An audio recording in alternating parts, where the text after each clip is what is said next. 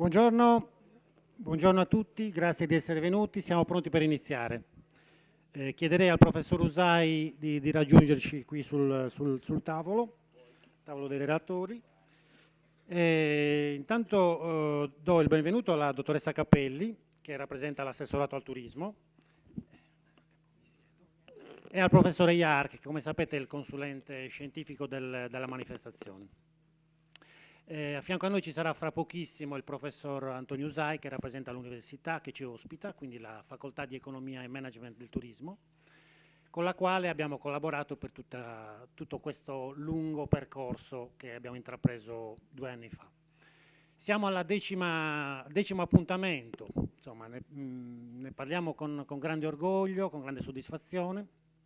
Abbiamo toccato temi importanti, siamo passati dall'enogastronomia sino appunto all'artigianato, transitando attraverso lo sport, attraverso l'archeologia, insomma toccando tutti o buona parte degli attrattori che possono essere attrattori alternativi al marino balneare, che come sappiamo è molto forte, può essere ancora sviluppato, però abbiamo proprio scelto di ragionare su temi alternativi al marino balneare. In questi 10 appuntamenti, 6 nel 2018, 7 nel 2018 e 3 nel 2019/2020 con questa coda di gennaio, abbiamo ospitato oltre 150 relatori, quindi una media di circa 15 relatori per ciascun evento. Abbiamo avuto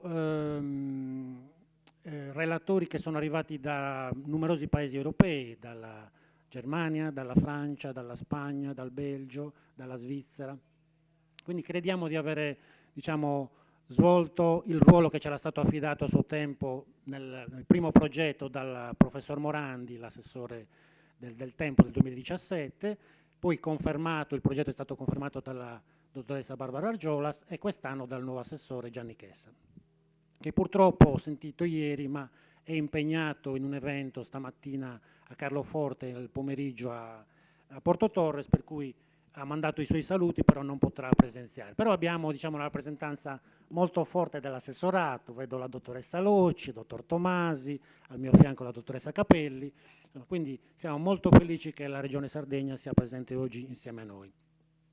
Un grazie particolare naturalmente a Joseph, che è stata un po' l'anima di questi 10 appuntamenti, quindi davvero lo ringrazio di cuore, è stata una persona veramente preziosa, ci ha dato la possibilità di avere una serie di contatti nazionali e internazionali di grande spessore, abbiamo portato esperienze veramente di grandissima rilevanza. Quindi davvero Joseph, non è un ringraziamento diciamo dovuto, è un ringraziamento di cuore, è un ringraziamento per il grande supporto che ci hai dato. Domani vi ricordo che per qualcuno dei presenti è previsto l'Educational Tour. Abbiamo 25 operatori nazionali e internazionali che gireranno la Sardegna per capire un pochino quello che è il possibile connubio tra artigianato e turismo. Devo anche ringraziare naturalmente tutto lo staff di GEASER dell'aeroporto di Olbia, che ha fatto sì che questo evento si potesse realizzare, quindi i miei colleghi Maria Assunta Fodde, Manuela Fiori e tutti gli altri che si sono prodigati affinché la cosa funzionasse. Dal punto di vista organizzativo dobbiamo ringraziare la SPS, che è la società che gestisce per conto dell'università la segreteria organizzativa, quindi anche a loro va il nostro sentitissimo grazie. Del programma della giornata parleremo fra qualche istante. Prima vorrei che la dottoressa Capelli ci portasse i saluti all'assessorato e ci raccontasse un po' qual è il loro sentiment rispetto a questo tipo di manifestazioni.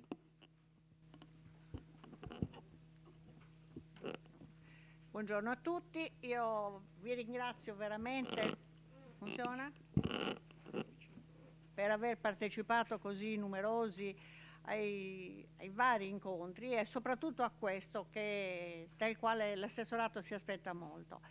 Devo dire che l'assessore era molto dispiaciuto di non poter partecipare e lo stesso il nostro direttore generale, quindi mi hanno veramente raccomandato di ringraziare tutti quanti e soprattutto di cercare di raccogliere il maggior numero di informazioni. L'assessorato ha creduto moltissimo in questo progetto, un progetto che a parere nostro ha dato dei risultati molto positivi, per cui ringrazio tutti coloro che hanno collaborato, primariamente chi ci ha ospitato e anche tutti quelli che hanno cercato di fare in modo che tutto quello che è il risultato che è scaturito da questi incontri effettivamente venisse poi condensato in alcune indicazioni specifiche che per noi nell'assessorato sono molto importanti e che costituiscono la base per delle direttive che l'assessore poi va a dare agli uffici. Devo dire che io non ho potuto partecipare a tutti gli incontri, erano tutti molto interessanti. Ho partecipato soltanto credo fosse il secondo, quello sui borghi, da cui ho raccolto veramente informazioni preziose, perché voi sapete che sulla base della nostra legge regionale stiamo per dare vita alla rete dei borghi caratteristici della Sardegna, quindi quello che è emerso da quell'incontro è stato molto importante. Ovviamente ringrazio anche il professor Renjak che ci ha dato molti spunti e molte indicazioni.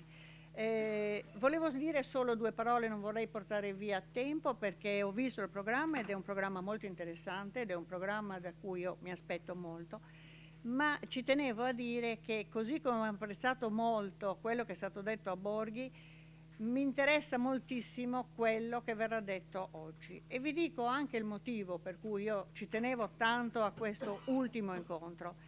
Perché se è vero che io ormai sono quasi alla fine della mia carriera, dico quasi, ho detto solo quasi perché non sto andando ancora in pensione, però buona parte della mia carriera l'ho vissuta nel mondo del turismo.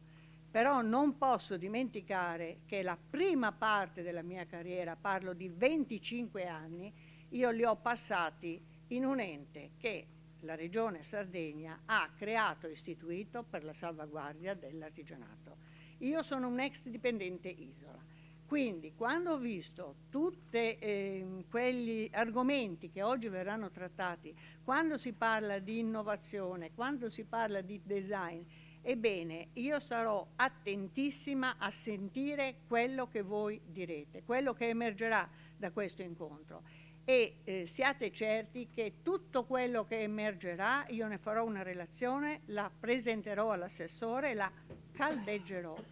Quindi mi aspetto da voi veramente delle idee nuove per far rinascere, dico, l'artigianato, soprattutto mi riferisco a quello tradizionale artistico.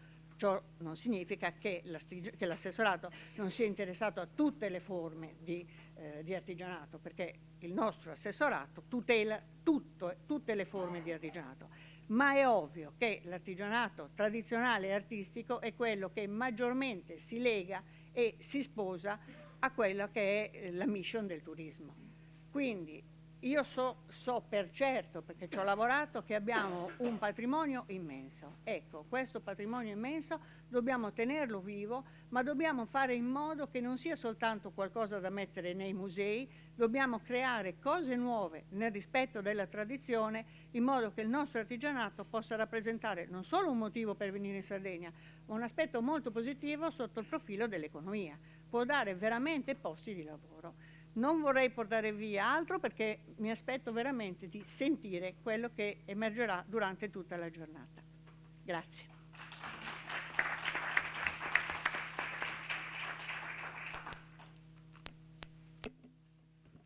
Sì, brevemente, buongiorno a tutti. Fondamentalmente oggi affronteremo un argomento che apparentemente ha poco a che vedere, che è quello dell'artigianato e il turismo, intendendo che l'artigianato in qualche maniera non è stato storicamente abbastanza snobbato dal turismo, dal settore turistico, però in questo momento uno degli argomenti importanti che potrebbe essere un'opportunità della Sardegna, siete in grado di coglierlo, con l'ascesa del cosiddetto turismo creativo e di una nuova modalità di turismo che si chiama turismo arancione, che vi racconterò dopo, che è fondamentalmente un mix fra il turismo esperienziale e il turismo creativo.